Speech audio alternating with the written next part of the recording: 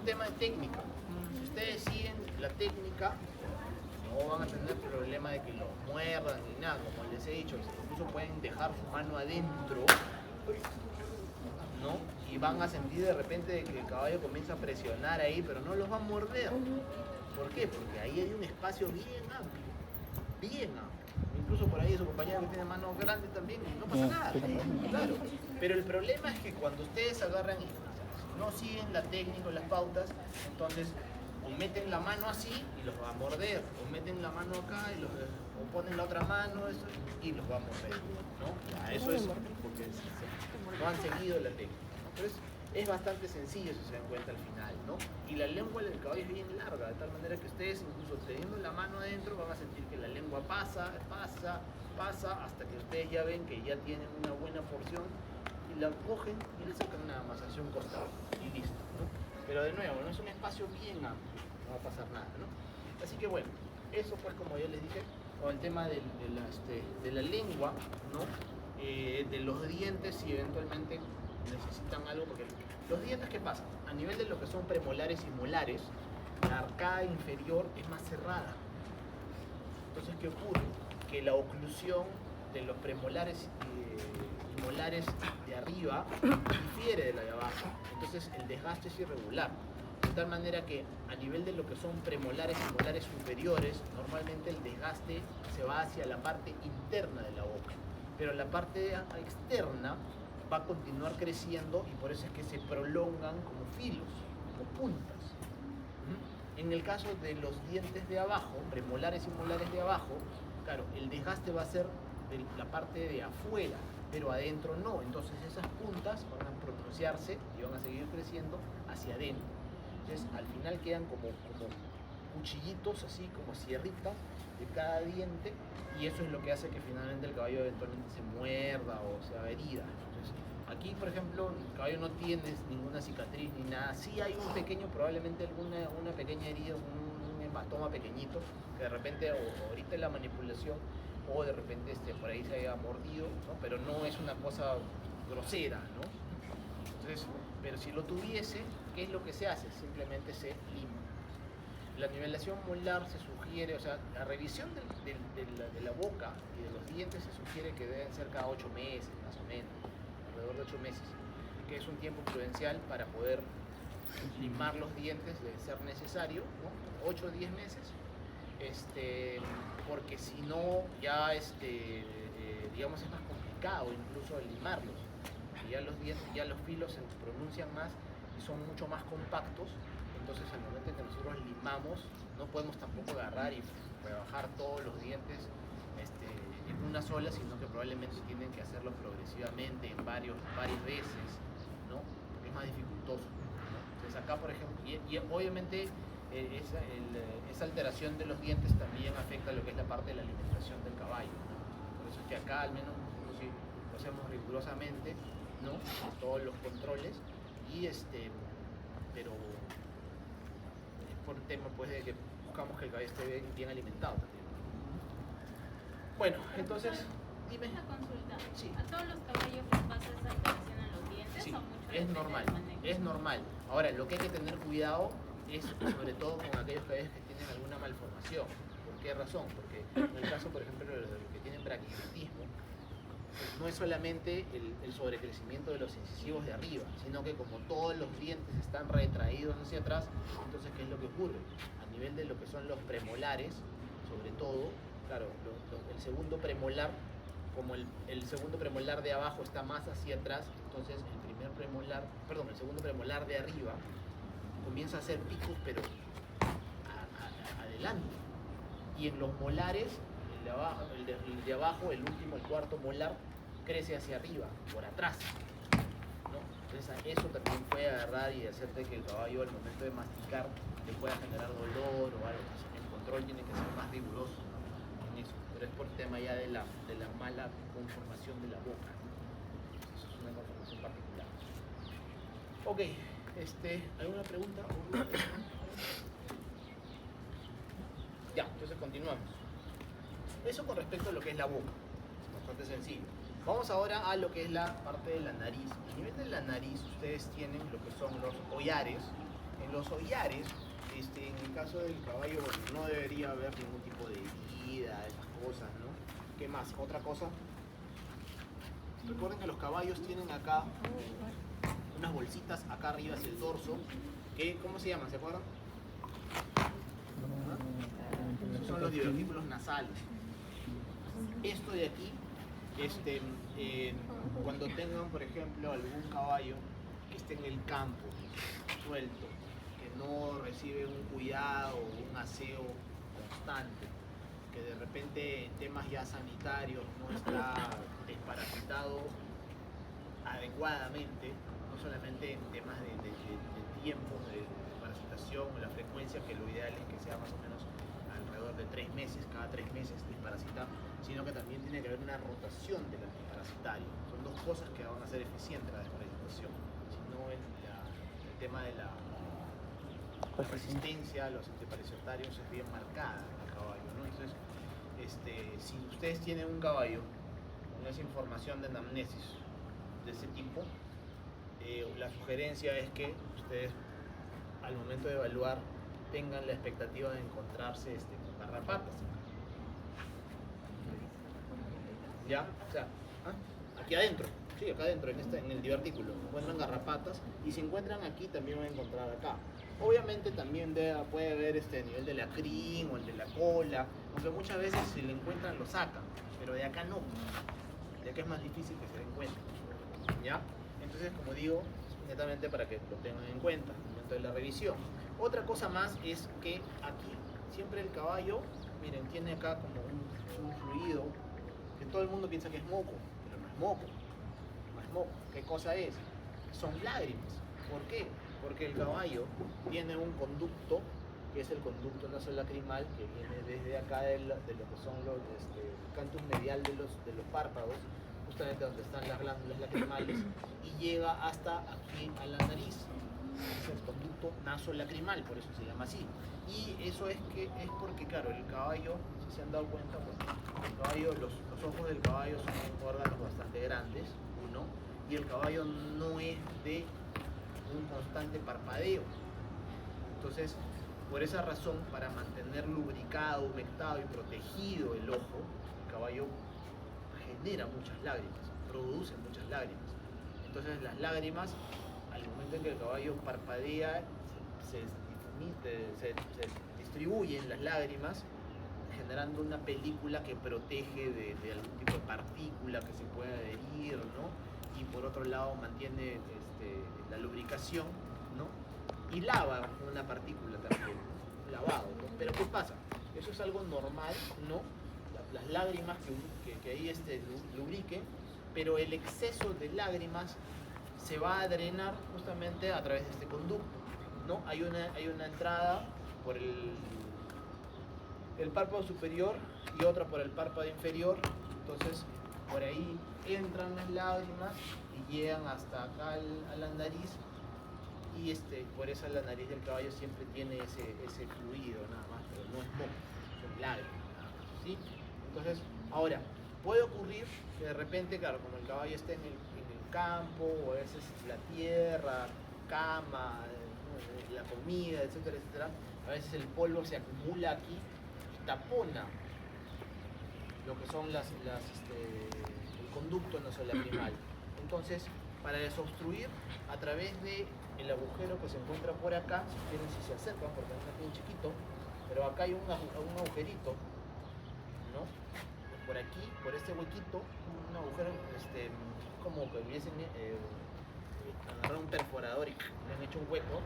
Por ese huequito meten una sonda de alimentación pediátrica, las silicona con una línea verde, así, meten por ahí y comienzan a inyectar suero fisiológico. El suero va a ascender por el conducto y luego va a botar va a desobstruir y va a botar todos esos tapones de tierra, ¿no? Y eso ya ayuda a que se optimice el drenaje, ¿no? Pero claro, obviamente tenemos que descartar también que el ojo no tenga ningún tipo de lesión, ¿no? Que la conjuntiva no tenga ningún tipo de lesión, inflamación ni nada. Si nosotros descartamos alguna lesión en ese nivel, entonces tenemos que sospechar que es un problema netamente del drenaje del conducto, drenaje de lágrimas. Si el caballo está en epífora, ¿no? Entonces es por esto nada más, ¿sí? Bueno, ahora, ¿qué más? Lo que vamos a hacer es una percusión también, ¿no? De los senos paranasales, tanto del lado izquierdo como del lado derecho. El sonido es un sonido claro, limpio, pero si nosotros tenemos, por ejemplo, un caballo que tiene moco, secreción, moco purulento, que es constante y que siempre sale por un ollar, al momento de hacer la percusión de ese lado, si sentimos que el sonido es mate, y si incluso, porque a veces pasa de que se genera cierta asimetría en el rostro, tenemos que sospechar de un proceso de sinusitis. Y esa es la razón, o sea, que el caballo, si la sinusitis está sobre el seno paranasal izquierdo, el moco siempre va a salir por el ollar izquierdo.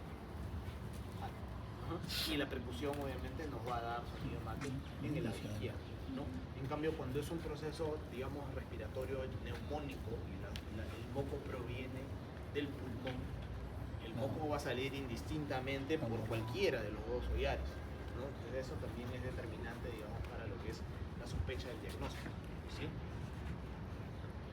¿Qué más? Luego, a nivel de ojo, bueno, ya abrimos el ojo, ¿sí? Con ustedes vimos lo de abrir los ojos, sí, ¿no? Claro. En el ojo, bueno, ya igual, ¿no? Se abre el ojo, se revisa lo que es la conjuntiva, se revisa lo que es, si hay una sospecha, digamos, de algún tipo de úlcera o algo, se utiliza la tinción con fluoresceína, ¿no? Para poder marcar ahí el área de lesión, ¿no? Muchas veces las lesiones que son de menos de 2 milímetros de diámetro terminan solitas solucionándose, no necesitan ningún tipo de tratamiento ni nada, ¿no? Pero en caso, digamos, por ejemplo, tengamos un caballo que tiene una úlcera, siempre de todas maneras es pequeño o grande, a veces el caballo en otras especies lo asociamos con lo que es la epífora, o sea que el caballo lagrimea bastante, y el blefaroespasmo, ¿no? Que el caballo está con el ojo entrecerrado, parpadea constantemente. En el caso del caballo eso no se da. No se da a menos que la úlcera sea una úlcera muy amplia y muy profunda. Entonces, por esa razón es que, claro, si tenemos un caballo que sospechamos de una úlcera, siempre hay que hacer la tinción, uno, y lo segundo es hacerle un lavado. Porque el problema más que todo, o sea, como digo, úlceras pequeñitas por sí solas se cicatrizan. La cicatrización del caballo en general es muy rápida y en el caso del ojo mucho más. Pero el problema va a ser si es que la úlcera está contaminada. Ese es el problema, ¿no? Entonces por eso a veces es ideal hacerle un lavado, ¿no? Un flushing con suelo fisiológico nada más, ¿no? En el ojo para lavar. Si tenemos un caballo que llega con todo el ojo lleno de tierra, ¿no? Barro, porque salió a hacer una caminata, cabalgata o corrió esto, entonces es conveniente lavarlo bien, ¿no? Revisar, descartar que haya úlcera, ¿no? Y en todo caso lavarlo para ver que cicatrice, facilitar que cicatrice solo. Porque así como el caballo cicatriza rápido, en el caso de infecciones también las infecciones evolucionan más rápido. Si el caballo se infectó porque no se lavó, al final de un día para otro, pues, el ojo es un desastre, ¿no? Rapidísimo.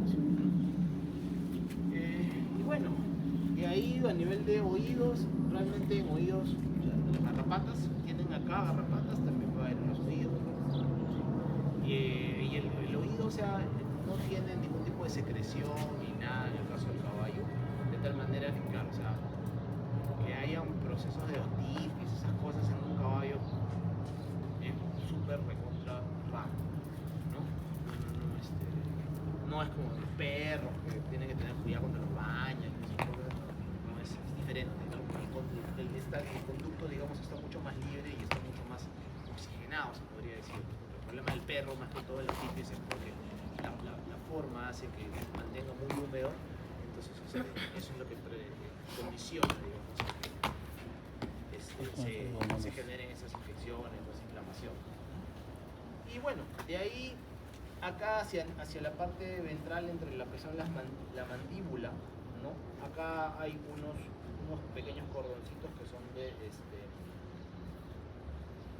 de nódulos linfáticos, ¿no?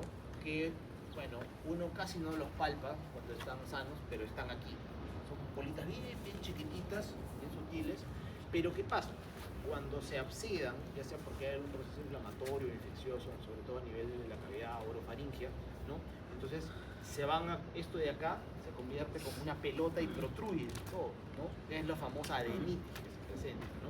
Y que incluso se puede ir hacia lo que son los ganglios faringios, retrofaringios, ya se termina en lo que es la famosa papera equina o muermo equino, ¿no?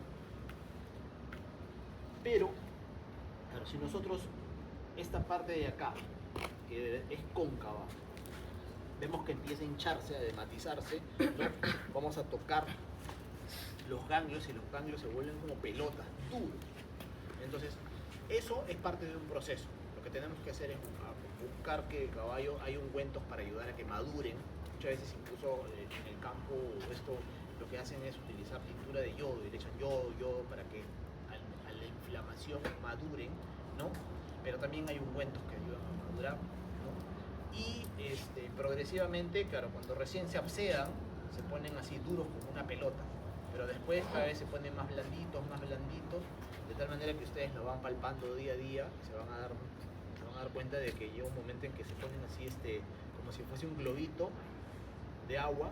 Entonces en ese momento es que tienen que, claro, hay que sedar, hay que anestesiar y hay que cortarlos. ¿Para qué? Para que drene toda esa pus, que drene hacia afuera.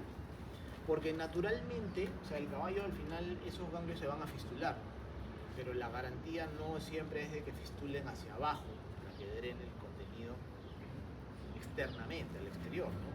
A veces puede hacer de que fistulen hacia adentro, y entonces toda la pus puede agarrar y puede haber un riesgo de una neumonía por aspiración.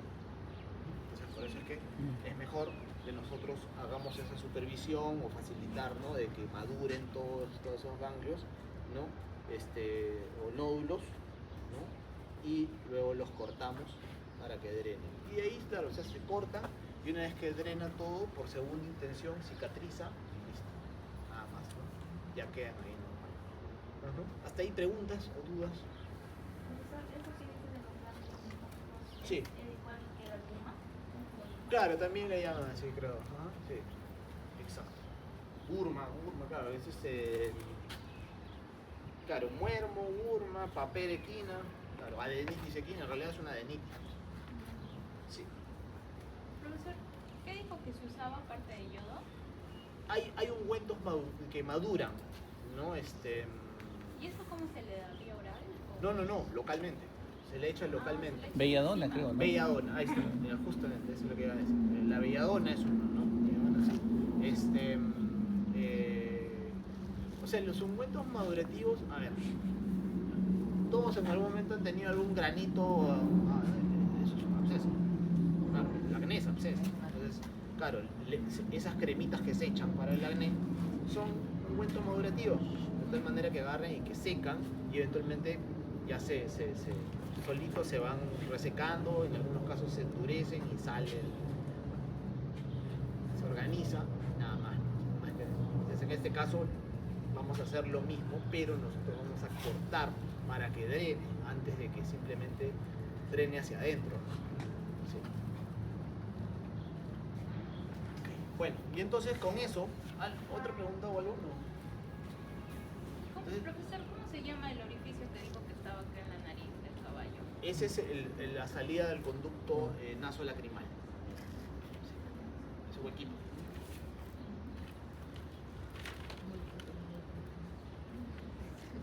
Ya. Entonces con esto ya nosotros acabamos con la revisión de la cabeza, ¿no? Ya revisamos la cabeza y entonces, obviamente, por cuestión de tiempo, estamos revisando casi todo de un lado, ¿no? Pero se revisan ambos lados, ¿no? Una vez que terminamos con lo que es la cabeza, ya pasamos a lo que es el cuello. A nivel de lo que es el cuello, principalmente es la zona en donde nosotros vamos a aplicar la mayoría de inyectables. Inyectables ya sea por vía intravenosa, ¿no? Porque ustedes tienen los surcos yugulares, tanto del lado izquierdo en este caso, como del lado derecho, entonces aquí ven ustedes que hace hemostasia y rápidamente la vena yugular se marca, ¿no?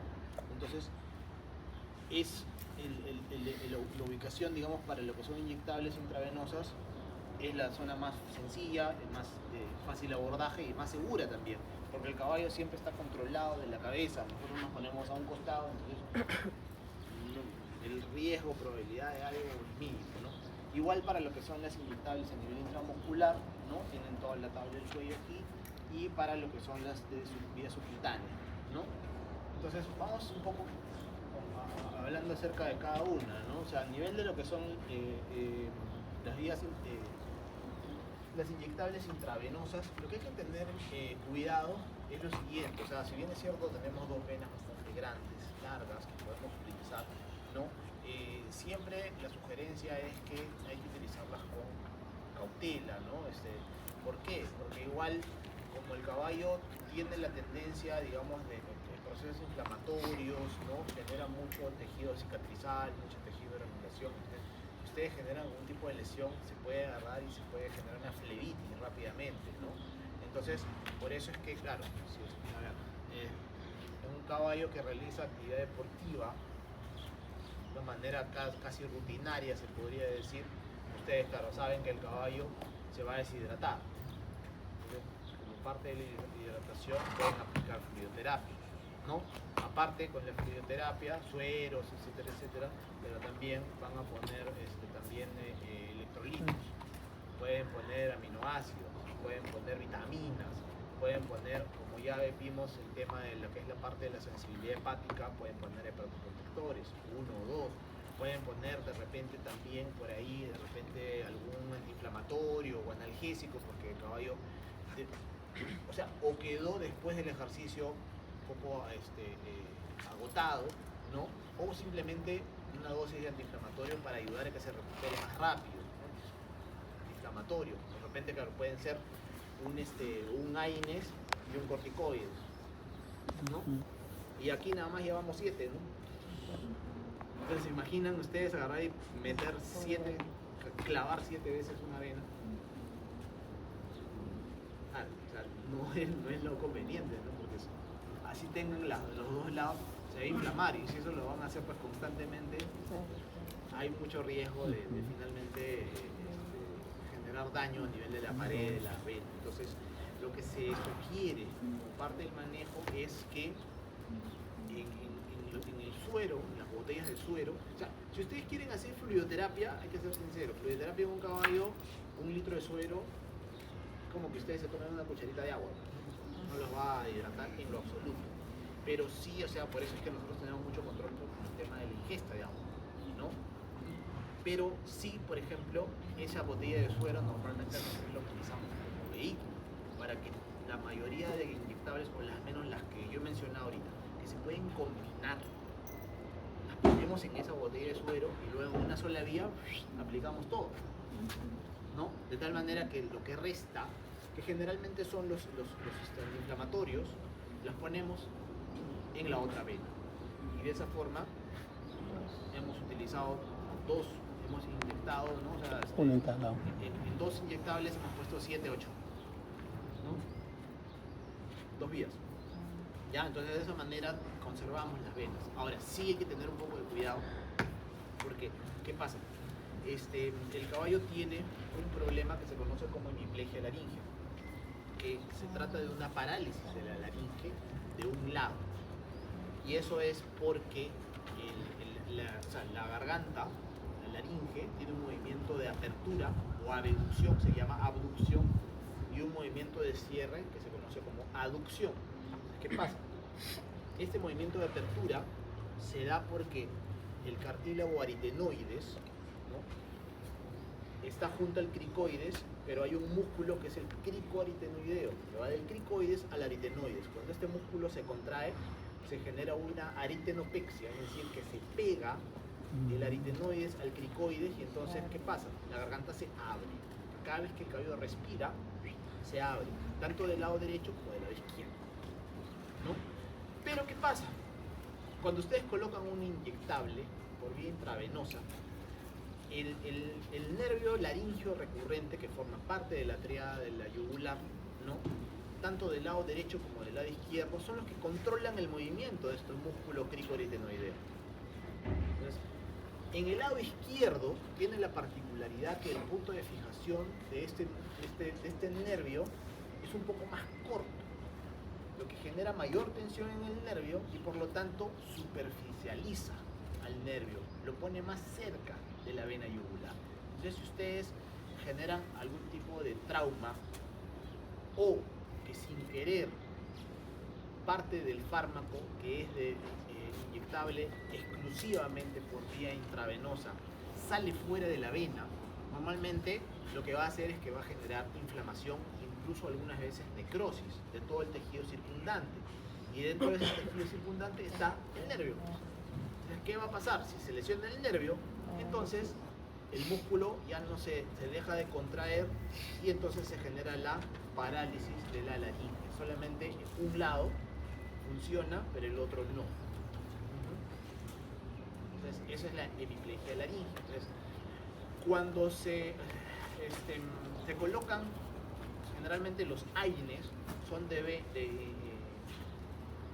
caballos, ¿no? Se tienen caballos. Son de uso exclusivamente intravenosos, la mayoría, ¿no?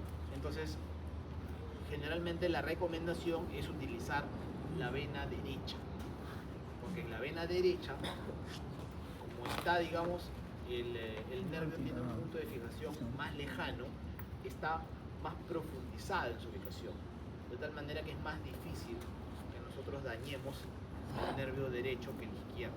Sí, entonces, los que son así de uso exclusivo por vía intravenosa, es mejor utilizar la vena derecha y la vena izquierda todo lo demás. ¿Ya? De esa manera evitan pues, el tema de lesión, ¿no? Luego, ¿qué más? A nivel de, como dije, por vía intramuscular, esta es la tabla del cuello, ustedes tienen acá, este es el borde de la escápula, y aquí se forma, si se han dado cuenta, como un triángulo, ¿no? Entonces, la recomendación es que se ponga dentro de este triángulo, por vía intramuscular, ¿no? Más arriba hay riesgo porque hay muchos plexos sanguíneos acá arriba, acá abajo, entonces podría agarrar y dañar algún vaso y generar reacción, pues si es que se trata de un fármaco no intravenoso, ¿no? Exclusivamente intramuscular. Ahora, también algo que preguntan es, ¿y se puede usar el ANCA? Claro que sí, o sea, por vía intramuscular ustedes pueden agarrar y ustedes pueden poner en cualquier músculo. El ANCA tiene bastante músculo, claro. Sin embargo, el detalle es el siguiente. El detalle es que cuando ustedes colocan por vía intramuscular, normalmente las inyectables que son intramusculares es porque son muy densas, viscosas o oleosas.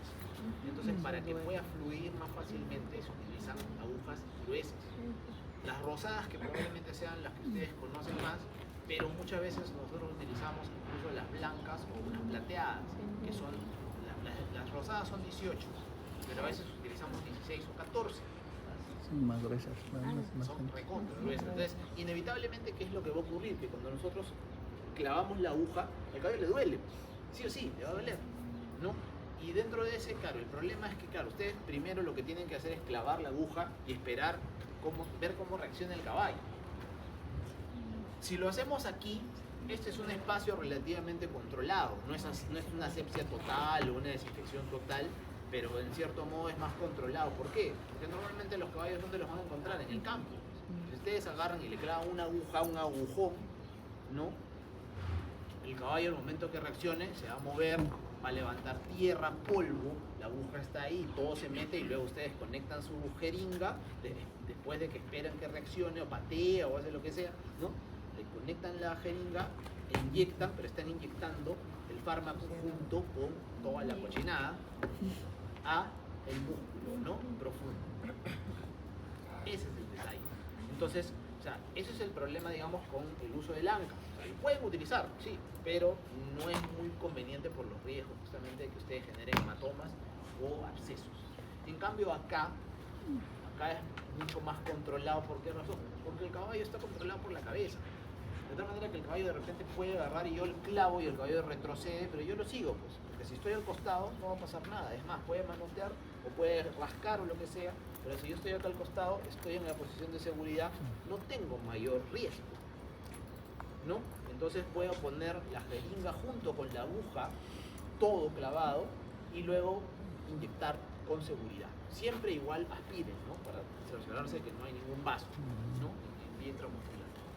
¿Ya? Pero aspiran y eso, entonces, esa es la forma más segura. Por esa razón es que en el ANCA, o sea, hay que, si tienen otra opción más segura, es mejor utilizar la otra, ¿no? Vale. Ahora, muy diferente, sí, sería que de repente ustedes tienen una lesión aquí en este músculo, en el ANCA mismo, y el tratamiento es local, es decir, ustedes tienen que infiltrar aquí. Entonces, definitivamente, claro, o sea, de más va a ser colocar yo acá el fármaco si va a ser el efecto que yo quiero es aquí, ¿no es cierto? Entonces, en esos casos sí, voy a tener que agarrar y voy a tener que colocar las agujas en esta zona teniendo el mayor cuidado posible, ¿ya? Otra cosa más que es importante es el tema de la desinfección, porque muchas veces agarran y bañan al caballo o agarran un montón de alcohol, algodón y le pasan acá, ¿no? Y luego ya inyectan, pero eso no es suficiente.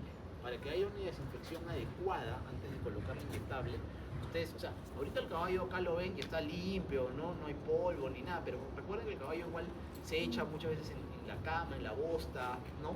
Y después, bueno, ya eso se seca, se cae, lo limpian y ya. Pero, o sea, visualmente, o sea, por debajo del mismo pelo, por ahí quedan algunas partículas o agentes contaminantes, es un microscopio.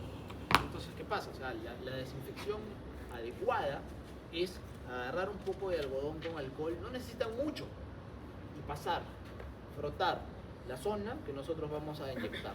Frotan hasta que el algodón salga blanco, limpio.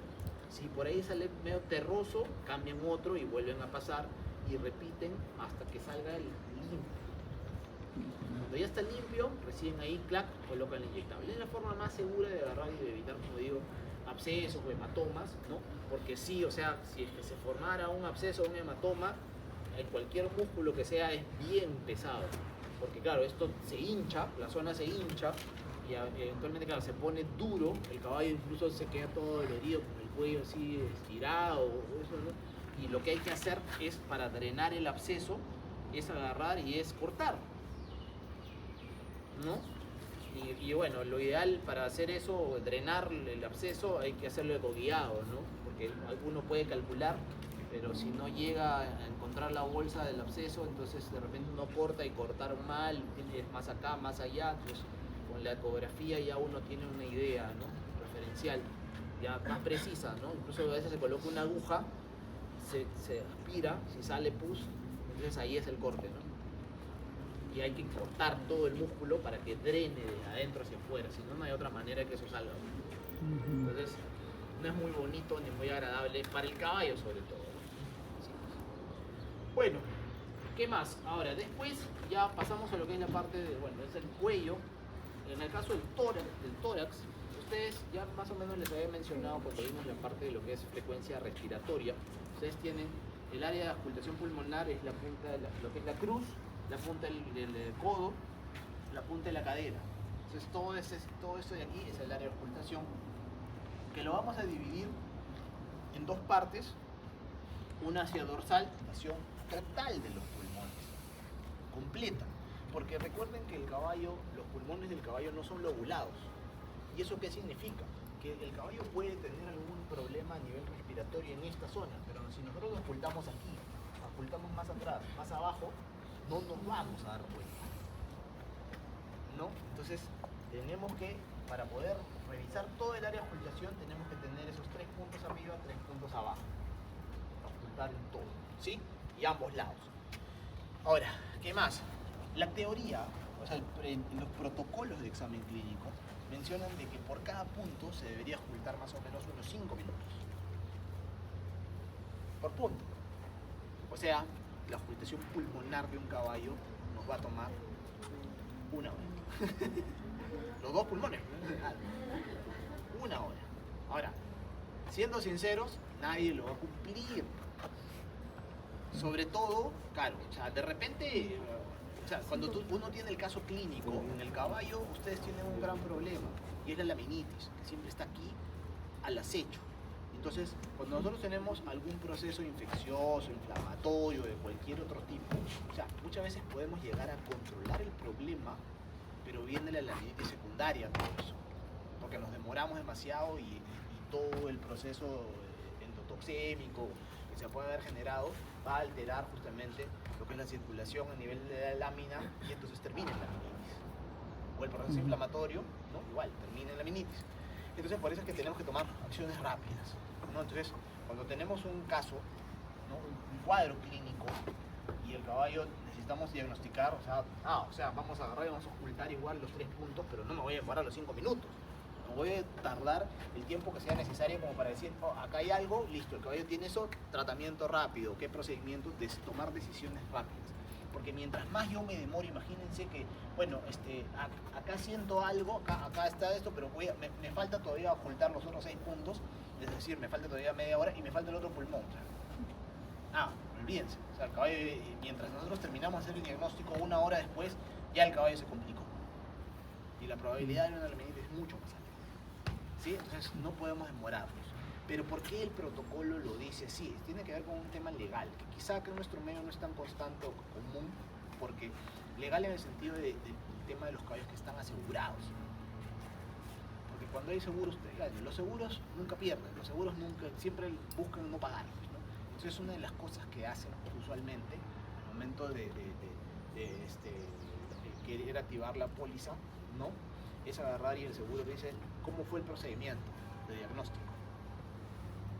Entonces, si no se hizo de acuerdo a lo que dice el protocolo, estuvo mal hecho, y entonces cargan contra nosotros. Porque obviamente, claro, se niegan a pagar los seguros, pero claro, para nosotros sería una especie de una mala praxis, pues, ¿no?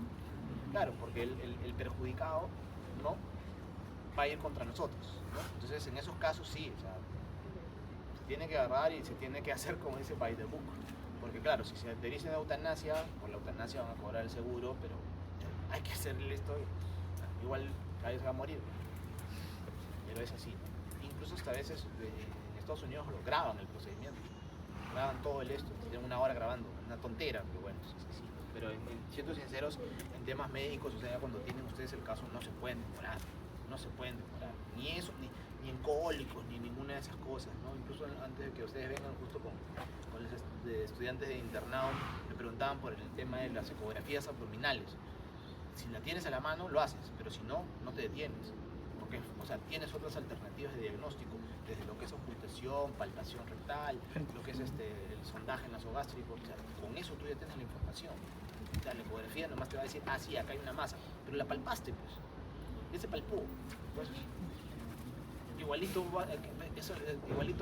va para cirugía, porque es obstructivo completamente, ¿no? Entonces no necesitan agarrar y no, o sea, hay que esperar a hacer la ecografía. Fíjense, el tiempo en cólicos es oro, ¿no? Pero bueno, entonces ya es eso que tienen que tener en consideración, ¿no? Ahora, ¿qué más? Bueno, ya el sonido sí es el mismo que ustedes han escuchado, ¿no? Solo que claro, cuando lo escucharon, tenía más que todo la particularidad porque era en esta zona que es la zona más limpia, ¿no? Esta parte de aquí es la más limpia de otros sonidos. En cambio, claro, cuando ya uno hace ocultación de diagnóstico en estas otras áreas, tiene que filtrar un poco los sonidos de los intestinos o de las vísceras abdominales, el corazón, ¿no? Pero por eso es que era importante que ustedes sepan cuál es el sonido en el que se tienen que concentrar para filtrar el resto, nada más, ¿no? ¿Ya? Ahora, ¿qué más? ¿Han tenido antes este estetoscopio? Por casualidad tienen. A ver, sáquenlo, doctor. Los que tengan y si no, los prestan.